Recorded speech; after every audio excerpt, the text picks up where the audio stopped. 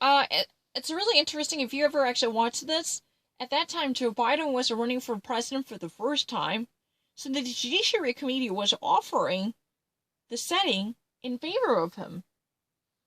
That means the entire inquiry was technically, this hearing was all about Robert Bork's nomination. However, Democrats somehow shed a light on one particular figure,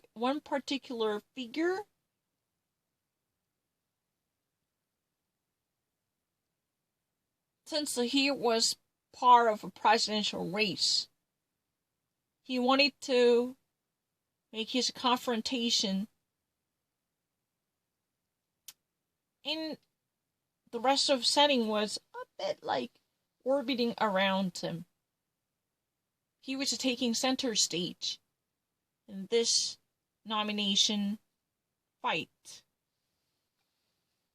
To make him shine, Mm-hmm. and turn it into kind of a TV reality show event. Mm-hmm. So the rest of the Democrats somehow turned this event to feature Joe Biden, who just actually, at that time, for the first time in his life, opened up about his presidential bid. That was his first shot. It definitely went fruitless, for sure. However, at that time, he was actually pursuing that goal. So Democrats, on behalf of him, wanted to create the scene that would highlight him. He was taking the center stage. He was in the middle of all. And this entire session was really like a publicity stunt. And a bit of a taste from the TV reality show. There is a certain spontaneous event coming in, and there are a certain type of well-orchestrated efforts. This is really like the staged TV drama, however, with the spice of a spontaneity that was there. But Democrats definitely wanted to let Joe Biden noticed by everyone, because he was actually running for president, but that means he could be the president from the Democratic Party. So his fellow Democrats definitely wanted to sacrifice their chance to step forward on behalf of, or on the behoof of, Joe Biden, who could have possibly have been a president from their party. So the setting itself was like everything was orbiting around Joe Biden. Joe Biden was boosted to bask in the reflected glory.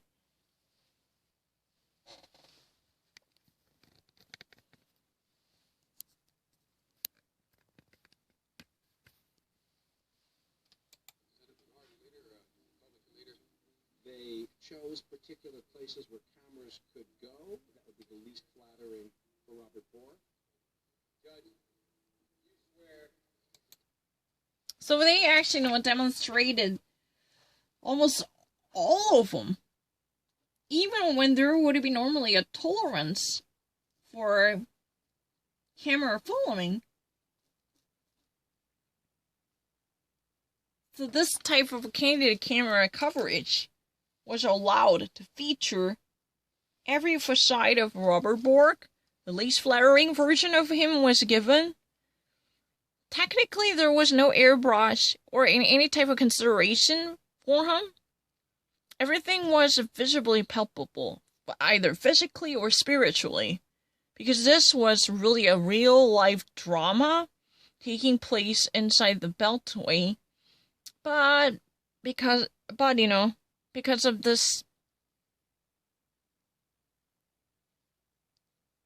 unprecedented, intriguing complexity in the name of the partisan battle. There was a sense of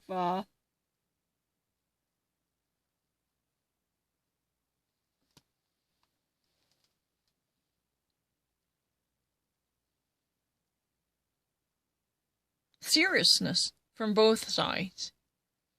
In the midst of this media circus, in front of so many cameras rolling, and so many eyeballs roving. Give the truth, the whole truth, and nothing but the truth to help you God.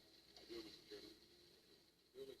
And also when Joe Biden made his opening statement, passing on this nomination to the Supreme Court, his aides were not behind him, so there was a kind of Oval Office quality almost to what he had to say.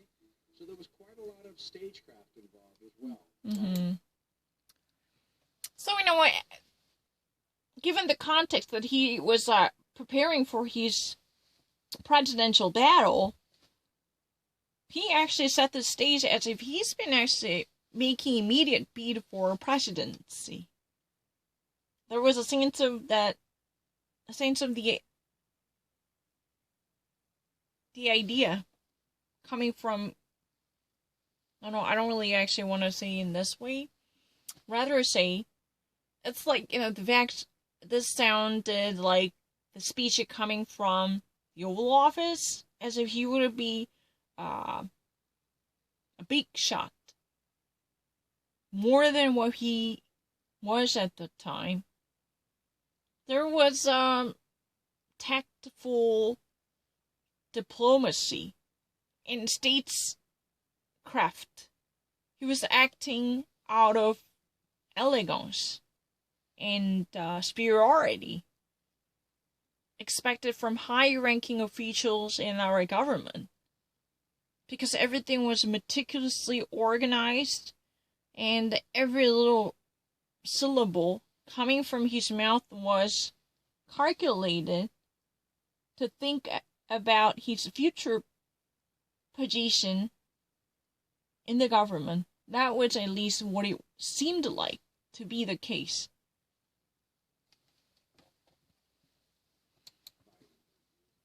All eyes were on Biden's adversary, Robert Bork. So the question was, okay, how is this guy going to present himself? What's going to be the drill? Mm-hmm.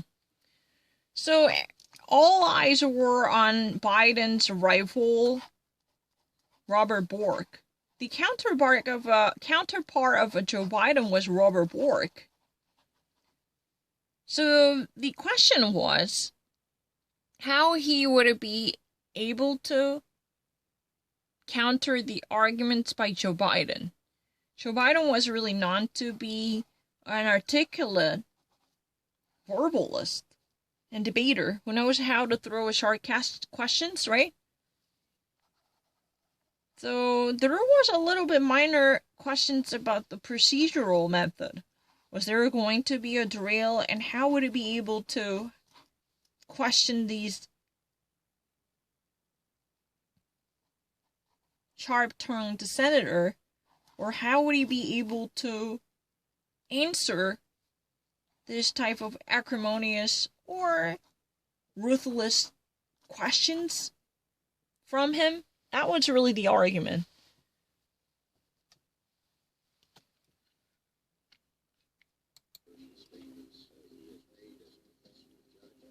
For 5 days they clashed. Can you derive a right to an abortion from the Constitution? They challenged Bork's views on controversial issues. Yesterday you said women and blacks who know your record do hear you. What was epic? I mean, they were discussing very serious things. Do we have a constitutional right to speak recklessly? Fussing in law and order, privacy, Search the sacred precincts of abortion rights. The Human Rights Bill, which would have So many of hotly debated issues were, as expected, grabbing their attention. Those are highly contested talking points that eventually divided them, and that eventually kindled fires in between. Definitely concerning the racial segregation and equality and privacy and abortion and women's rights and religious freedom and freedom of speech, and these type of a very serious key issues were, as expected, debated. Definitely people felt that fur flew in the room. It was obvious. Everyone was actually noticing how everyone in the room was eager to ruffle the feathers of others because they really wanted to go seriously after someone else, and especially someone very witty and sharp-tongued and ambitious senators like Joe Biden. Goosebing indeed. Hanging out a shingle for his presidency for the first time was a very desperate to make an impact on his resume, capitalizing on this opportunity. And everyone was actually expecting this would have come, but they couldn't actually figure out, or they couldn't know what this was about.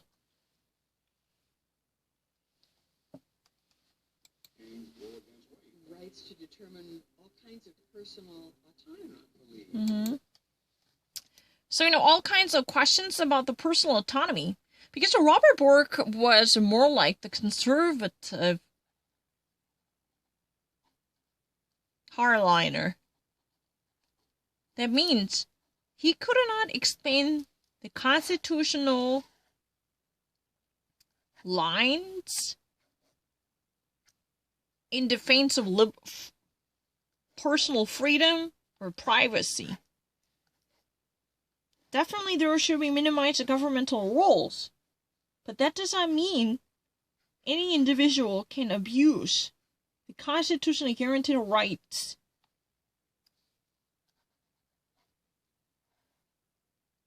even at the cost of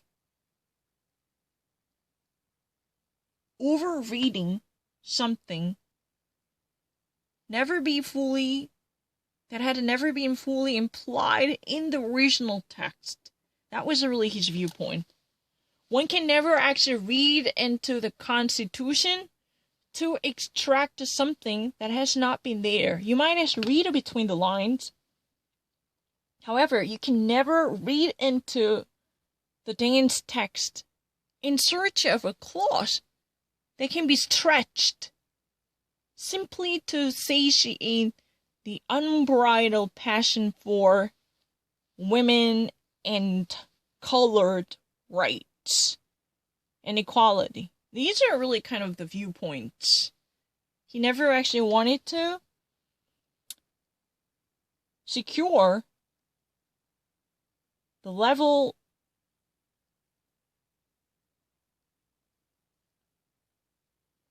the field leveling efforts.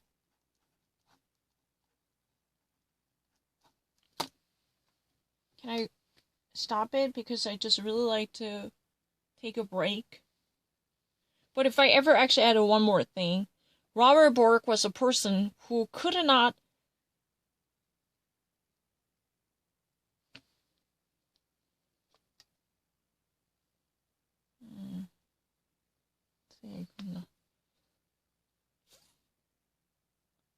I'm so sorry, I have to let it go. I couldn't.